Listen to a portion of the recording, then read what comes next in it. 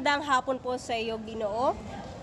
Nais po namin magtanong po muna sa iyo. Pwede ka po ba namin maging makapanayam sa aming interview po?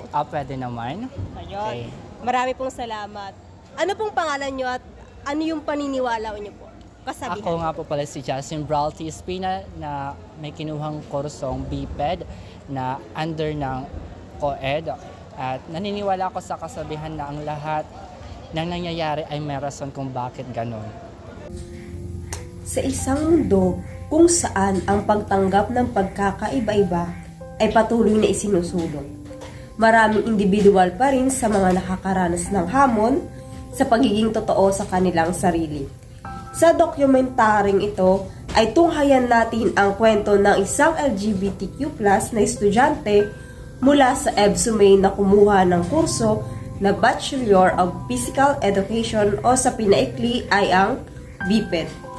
Ang kanyang takot, tapang, at tagumpay sa pagtanggap sa sarili, alamin kung paano ang pananampalataya, prinsipyo, at isang mapagpalayang komunidad ay naging susi sa kanyang kalayaan at tunay na kaligayahan. Sa isang tahimik na sulok ng San Antonio, Basay, Samar, isinilang ang kwento ni Justin Espina. Isang 23 taong gulang na kabataang lumaki sa simpleng pamayanan ngunit nagtataglay ng di matatawarang tapang at determinasyon. Sa bawat hakbang niya, dala niya ang tanong, paano ako magpapakatotoo sa mundong puno ng inaasahan?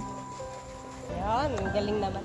Ito yung mga katanungan namin na inihanda at kasi ikaw po ang napili namin na makapanayam.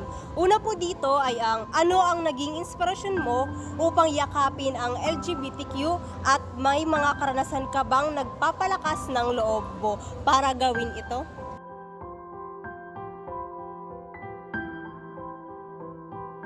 Ang mga naging inspirasyon ko ay ang pagiging totoo sa sarili. Even dati kasi parang hindi pa ako bukas sa lahat, parang nag-aalinlangan pa ako dahil baka ma-discriminate, 'di ba? By that, parang for me nafi-feel ko na parang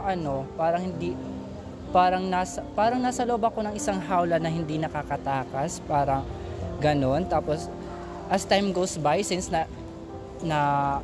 naiba naman yung paniniwala ko na mga pananaw ko sa buhay ay nagiging mas nakakapag-engage naman ako ng iba-ibang tao.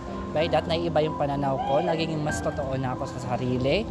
Tapos pagiging totoo sa sarili ay siyang nagbukas sa akin upang mas maging malaya dito sa mundo para gawin ang lahat ng aking gustong gawin. At gustong gawin na masaya naman ako. Ang importante na masaya ka naman po. Oo.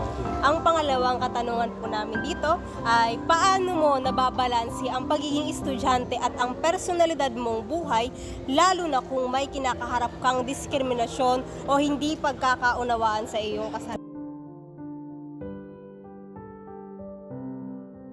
Kung may kinakaharap naman akong diskriminasyon sa personal na buhay ay hindi ko naman yun nag-aaral ako, yes, pero hindi ko yun parang tinatampo, inwaray, tinatampo kung magana. Or tawag doon? Yung Sige, tinatampo, ano po? tinatampo, basta yun na yun.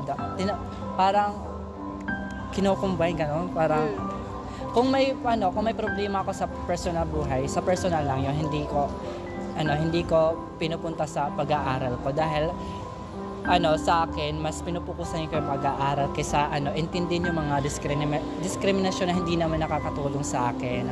As long as wala akong tinatapakan na tao, yan ang importante sa lahat. Yun ang parang pinaka-importante, ang wala kang natatapakang tao. Yes.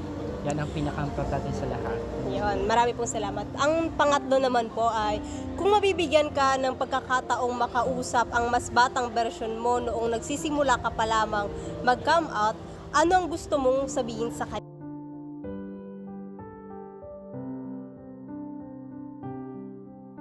sasabihin ko sa batang ako ay huwag kang mahihiyang magtanong.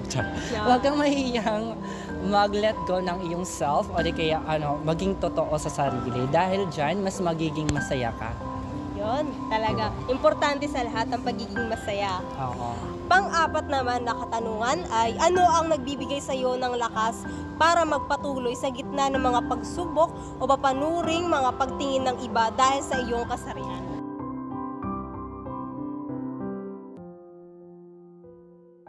Ang nagiging lakas ko upang harapin yung mga pagsubok ay ang mga salita ng Diyos. Siyempre, ang mga salita ng Diyos ay ang siyang nagbibigay sa aking tapang at lakas upang maging mas maging tao, mas maging mas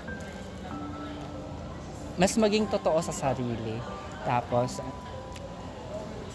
kahit dahil alam ko naman wala akong ginagawang tapos yung mga linalabanan ko yung mga pagsubok with God na nasa puso natin. Yun, importante talaga sa lahat ang Panginoong Diyos. Ang panglima naman, may mga pagkakataon bang kinakailangan mong isang tabi ang iyong pagpapahayag ng sarili upang maiwasan ang alitan o diskriminasyon? Paano mo ito pinamamahalaan?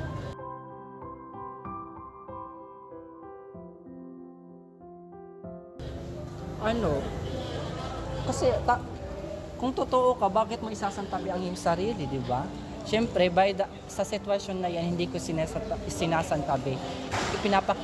Pinapakita ko kung sino talaga ako. Kasi sa parang yan, may lakas ako, tas parang may lakas ako at tapang kasi mas napapakita ko kung sino talaga ako.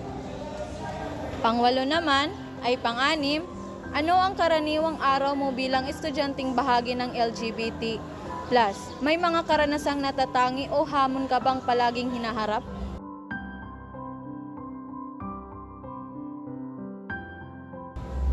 Yun lang, diskriminasyon dahil sa panahon ngayon, di ba, marami namang ganun talaga. Pero sa sitwasyon na yan, sa diskriminasyon, wala. Parang okay lang naman sa akin, go. Wala akong pakialam. Ang pampito naman na katanungan, ano ang pinaka nagpapasaya sa'yo bilang isang LGBTQ na estudyante?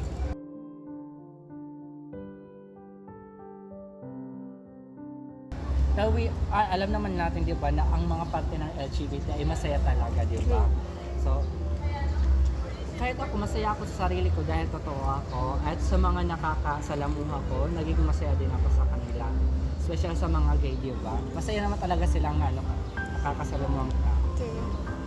Pangwalo ay, anong mga hamon ang madalas mong nararanasan sa eskwelahan kaugnay ng iyong kasarian o identidad at paano mo ito hinaharap?